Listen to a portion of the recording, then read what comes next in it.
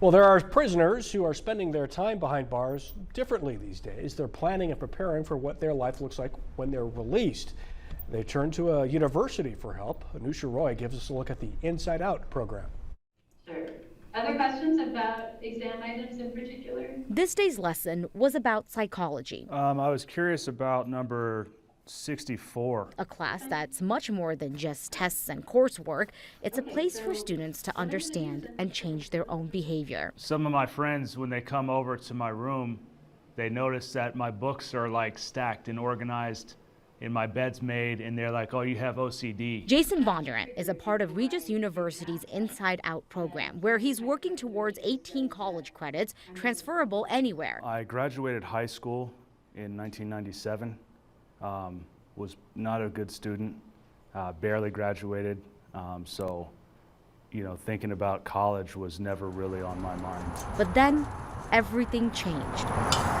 I've been incarcerated for a little over 17 years. I've been on this path of rehabilitation, really just trying to hold myself accountable for what I've done. His inmate number is 138844.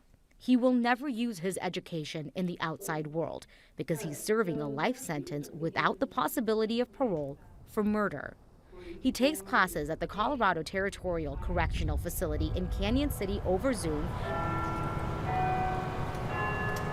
Yes, Territorial, go ahead. While Professor Roberta Mancuso teaches from Regis University in Denver. The pairing is really important, right? The pairing of the relaxation technique with the exposure to the stimulus. We can't change what we did, but we can change who we are. It's what teachers, I think, live for, changing people's lives. I hope to be a source of inspiration and also a resource for people to use who are trying to do this same kind of thing for themselves, who will be getting out of prison.